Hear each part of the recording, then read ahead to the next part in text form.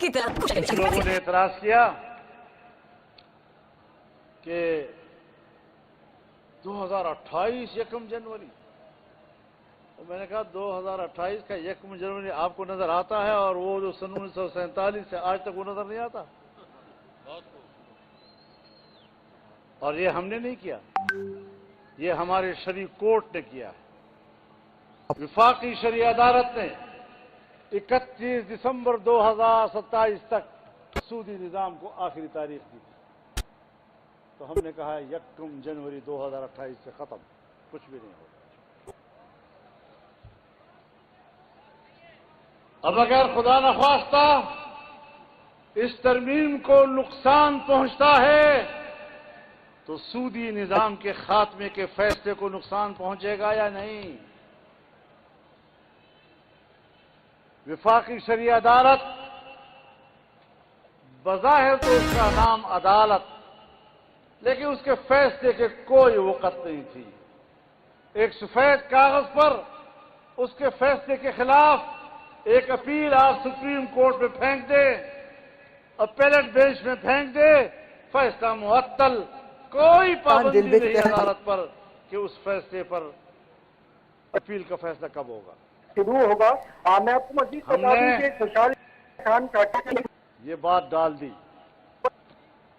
کہ وفاقی شرعی عدالت کا فیصلہ فوری طور پر مؤثر ہوگا، اور اگر اس کے خلاف اپیل ہوئی تو اپیل کا فیصلہ 1 سال کے اندر لانا لازم ہوگا، اور اگر 1 سال کے اندر فیصلہ نہ ہوا تو وفاقی شرعی عدالت کا فیصلہ خود بخود نافذ العمل ہو جائے گا۔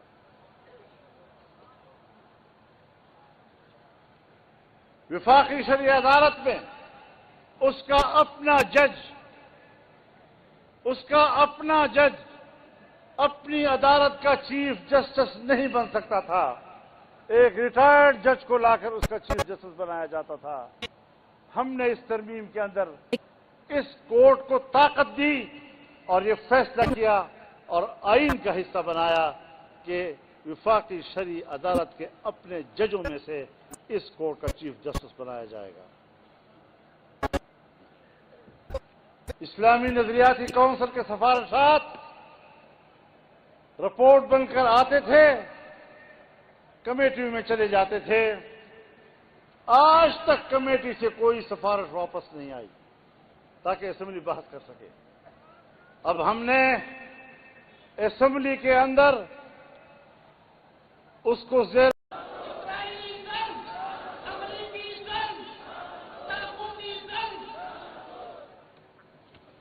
اور اس پر امریکہ اور یورپ بات کرتا ہے انسانی حقوق کا کہ ہم انسانی حقوق کے محافظ ہیں، تم انسانی حقوق کے قاتل، تمہارے ہاتھوں سے انسانیت کا خون ٹپک رہا ہے، اور جس کے ہاتھ سے انسانیت کا خون ٹپک رہا ہو اسے انسانیت کی قیادت کرنے کا کوئی حق حاصل نہیں ہوتا۔ امریکہ اس وقت سپر طاقت نہیں ہے، چال بازیاں کرتا ہے۔ آج اس نے چین کو، روس کو، پوری دنیا کو اقتصادی دوڑ میں ایسا الجھا دیا ہے کہ ساری دنیا کو فلسطینی بھول گیا۔ کب تک ان چال بازیوں کے ساتھ آپ اپنے جرائم پر پردہ ڈالتے ہوں گے؟ نیتنیاہو جنگی جرائم کا مرتکب ہے، امریکہ اور یورپ اگر اس کی حمایت کرتے ہیں تو نسل کشی میں یہ سب برابر کے مجرم ہیں۔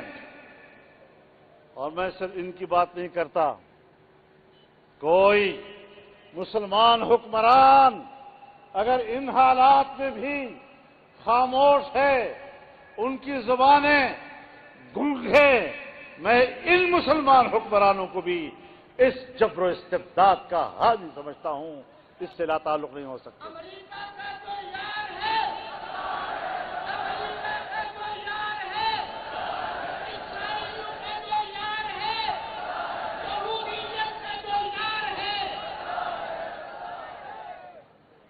جمعیت علماء اسلام پوری قوم کو پکار رہی ہے.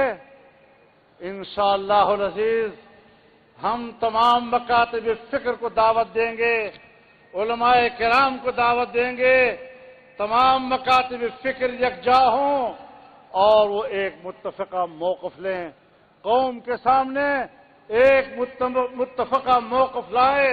اور میں تجویز کروں گا اپنے اکابر کے سامنے کہ ایک ہفتے کے اندر اندر قومی سطح کا کنونشن اسلام آباد میں بلا لیا جائے.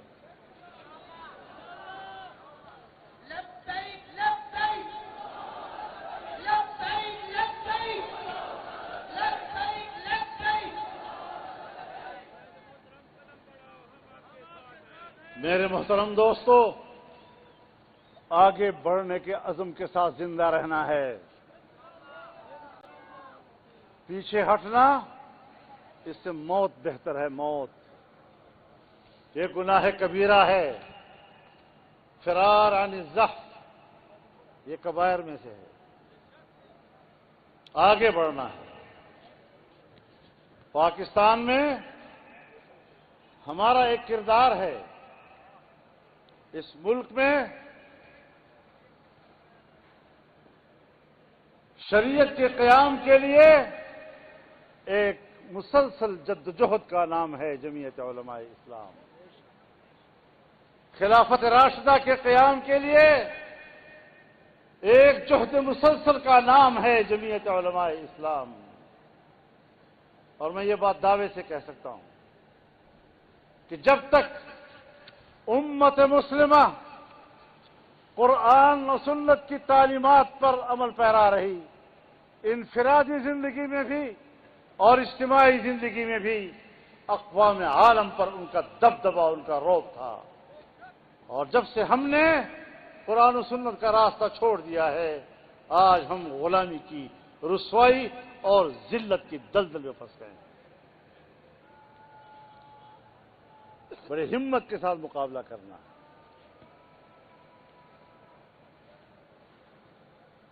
77 سالوں میں ہمارے ملک میں یہ بحث ختم نہیں ہو رہی تھی کہ سود کیسے ختم کیا جائے، سود کا متبادل کیا ہوگا. حکومت نے خود ہی اپنے آپ کو شکنجے میں پھنسایا. 26ویں ترمیم لے آئے. 26ویں ترمیم میں جمعیت علماء تنہا قوت تھی جو رکاوٹ بنی.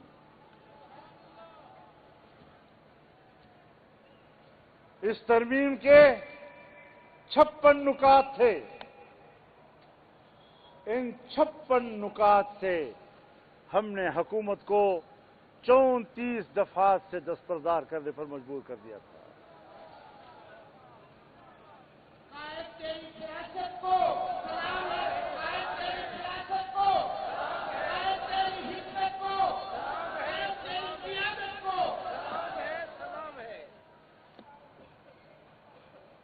اس ترمیم میں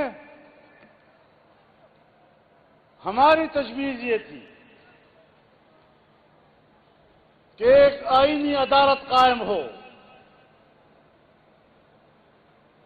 جو سیاسی معاملات کے فیصلے کرتے ہو، باقی عوام کے مقدمات دوسری عدالتوں کے حوالے ہو جائیں. لیکن ہماری بڑی اپوزیشن کو کچھ حوالوں سے تحفظات تھے. ان کی تجویز پر ہم نے آئینی عدالت کے بجائے ایک آئینی بینچ کو اس ترمیم کا حصہ بنایا. یہ اپنے دوستوں کے مشورے سے، ان کے اصرار پر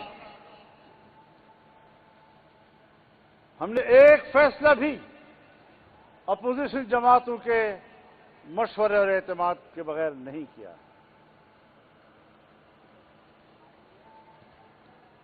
تو پھر اثر نو لوگوں کو بے خبر رکھ کر نئے مسائل پیدا کیوں کیے جا رہے ہیں؟ ہم نے پاکستان کی تاریخ میں پہلی مرتبہ اس بات کو آئین کا حصہ بنایا کہ 1 جنوری 2028 سے پاکستان کے اندر سود مکمل طور پر ختم کر دیا جائے گا۔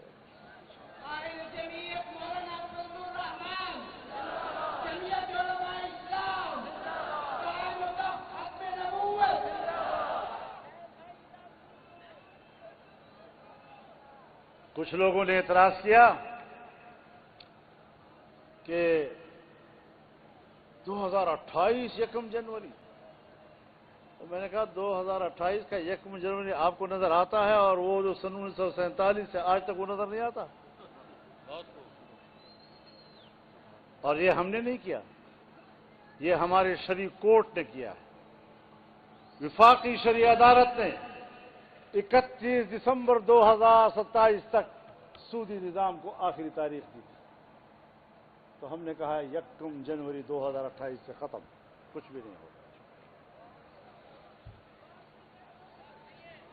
اب اگر خدا نخواستہ اس ترمیم کو نقصان پہنچتا ہے تو سودی نظام کے خاتمے کے فیصلے کو نقصان پہنچے گا یا نہیں؟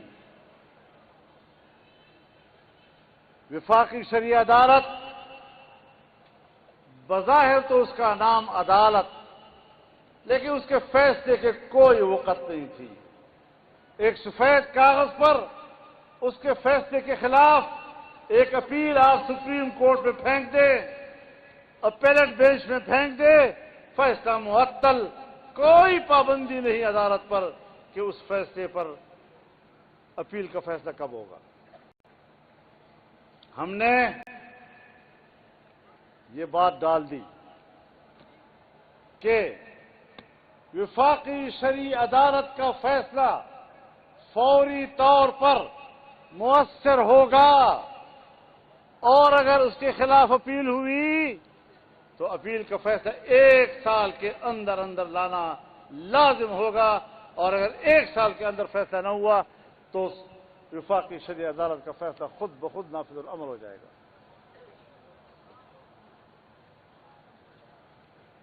وفاقی شرعی عدالت میں اس کا اپنا جج اپنی عدالت کا چیف جسٹس نہیں بن سکتا تھا، ایک ریٹائرڈ جج کو لا کر اس کا چیف جسٹس بنایا جاتا تھا۔ ہم نے اس ترمیم کے اندر اس کورٹ کو طاقت دی اور یہ فیصلہ کیا اور آئین کا حصہ بنایا کہ وفاقی شرعی عدالت کے اپنے ججوں میں سے اس کورٹ کا چیف جسٹس بنایا جائے گا۔ اسلامی نظریاتی کونسل کے سفارشات رپورٹ بن کر آتے تھے، کمیٹی میں چلے جاتے تھے، آج تک کمیٹی سے کوئی سفارش واپس نہیں آئی تاکہ اسمبلی بحث کر سکے۔ اب ہم نے اسمبلی کے اندر اس کو زیر بحث لانے کو آئین کے ذریعے پابند کر دیا ہے کہ باقاعدہ اسلامی نظریاتی کونسل کی سفارشات پر ایوان میں بحث کی جائے گی۔ جب بحث ہوگی 2 فریق بن جائیں گے، پھر شریعت کے مطابق فیصلہ نہیں ہوگا تو آئین اجازت نہیں دیتا۔ اور اگر نیا کوئی مسئلہ آ جائے جس پر ہمیں شریعت کی رہنمائی چاہیے اور ہم چاہیں کہ یہ بات پہلے اسلامی نظریاتی کونسل میں جائے، تو پہلے اسمبلی کی 40% ممبران کی حمایت ضروری تھی۔ 40% ممبران ہاں کرتے تھے تب جا کر مسئلہ اسلامی نظریاتی کونسل میں جاتا تھا۔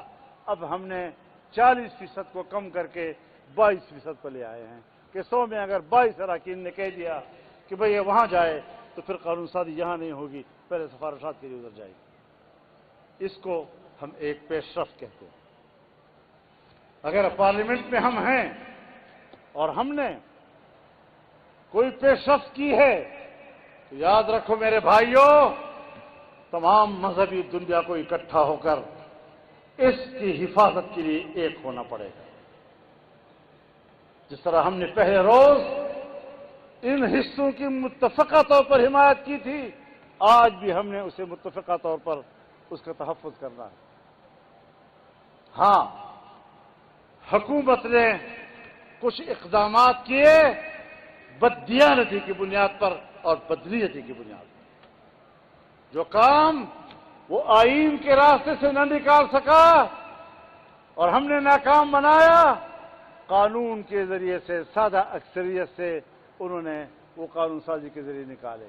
یہ بدنیتی ہوتی ہے۔ جب ایک دفعہ 2 دن پہلے ایک آئین پاس ہوا اور آئین میں ایک معاملہ طے ہو گیا، اس کے بعد اس کا احترام ضروری ہے۔ آپ نے فوری طور پر ایسے اقدامات کیے جو اس آئینی ترمیم کے روح کے مناسب تھے۔ تم نے آئین کی توہین کی، تم نے پارلیمنٹ کی توہین کی ہے، تم نے پارلیمنٹ کی 2/3 اکثریت کی توہین کی ہے، اور سادہ اکثریت کے ذریعے سے تم نے بدنیتی سے قانون پاس کیے ہیں۔ تو ہمیں اس حوالے سے بھی حکومت کو نشانہ بنانا پڑے گا۔ حزب اختلاف کو وحدت کا مظاہرہ کرنا پڑے گا۔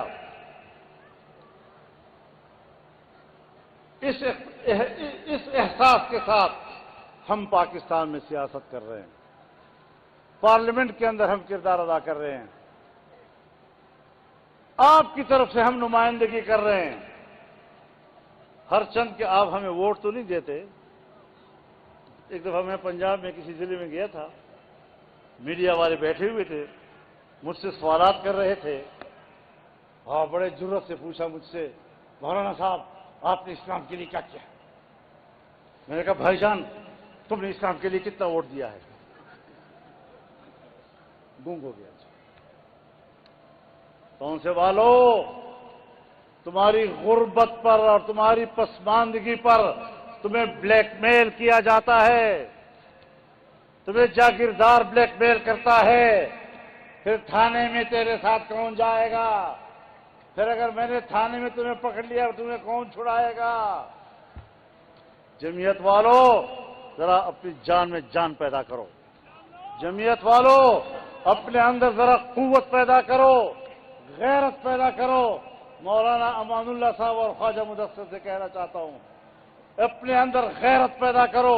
اگر کسی جاگیردار نے اور کسی خان نے ایک غریب آدمی کو تھانے میں لے جانے کی کوشش کی، اس کا ہاتھ پکڑ لو اور اس کے منہ پر 2-4 مکے لگا۔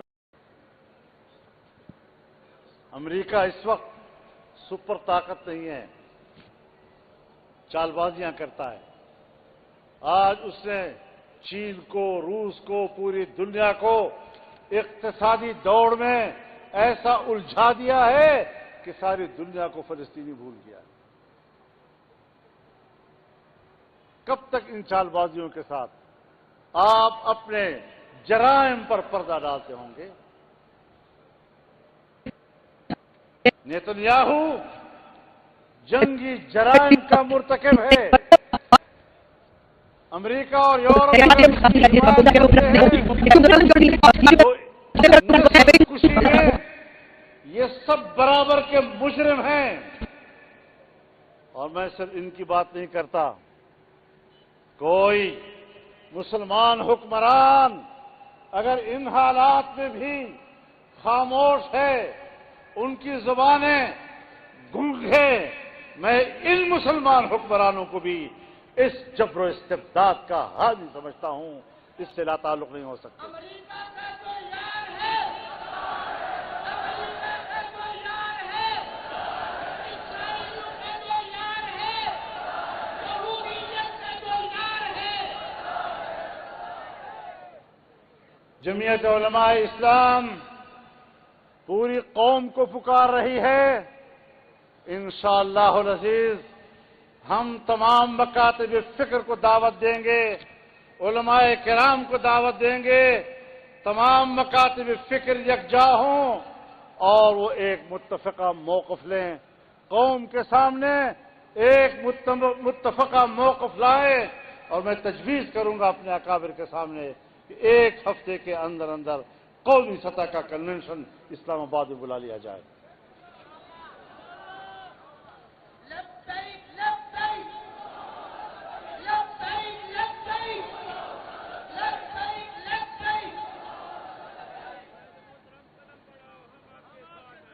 میرے محترم دوستو، آگے بڑھنے کے عزم کے ساتھ زندہ رہنا ہے. پیچھے ہٹنا اس سے موت بہتر ہے. موت یہ گناہ کبیرہ ہے. فرار عن الزحف یہ کبائر میں سے ہے. آگے بڑھنا ہے. پاکستان میں ہمارا ایک کردار ہے. اس ملک میں شریعت کے قیام کے لیے ایک مسلسل جدوجہد کا نام ہے جمعیت علماء اسلام. خلافت راشدہ کے قیام کے لیے ایک جہد مسلسل کا نام ہے جمعیت علماء اسلام.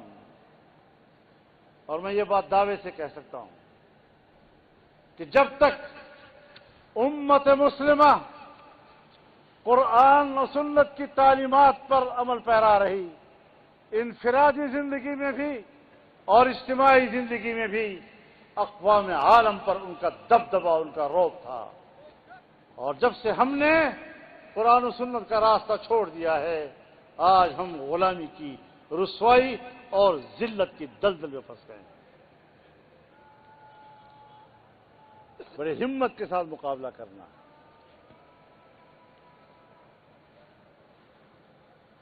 77 سالوں میں ہمارے ملک میں یہ بحث ختم نہیں ہو رہی تھی کہ سود کیسے ختم کیا جائے، سود کا متبادل کیا ہوگا. حکومت نے خود ہی اپنے آپ کو شکنجے میں پھنسایا. 26ویں ترمیم لے آئے. 26ویں ترمیم میں جمعیت علماء تنہا قوت تھی جو رکاوٹ بنی.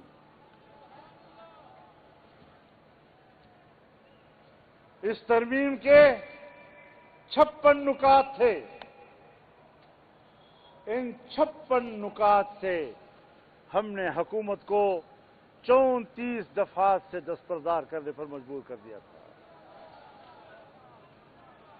قائد تیری سیاست کو سلام ہے، قائد تیری سیاست کو، قائد تیری حکمت کو، قائد تیری قیادت کو سلام ہے. اس ترمیم میں ہماری تجویز یہ تھی کہ ایک آئینی عدالت قائم ہو جو سیاسی معاملات کے فیصلے کرتے ہو. باقی عوام کے مقدمات دوسری عدالتوں کے حوالے ہو جائیں. لیکن ہماری بڑی اپوزیشن کو کچھ حوالوں سے تحفظات تھے. ان کی تجویز پر ہم نے آئینی عدالت کے بجائے ایک آئینی بینچ کو اس ترمیم کا حصہ بنایا. یہ اپنے دوستوں کے مشورے سے، ان کے اصرار پر ہم نے ایک فیصلہ بھی اپوزیشن جماعتوں کے مشورے اور اعتماد کے بغیر نہیں کیا.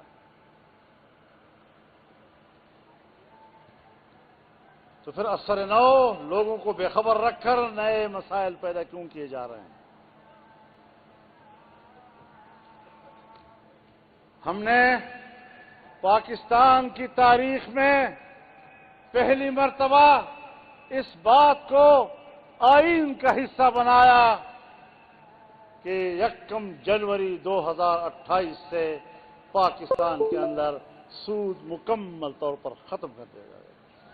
قائد جمعیت مولانا فضل الرحمان، جمعیت علماء اسلام، قائد ختم نبوت.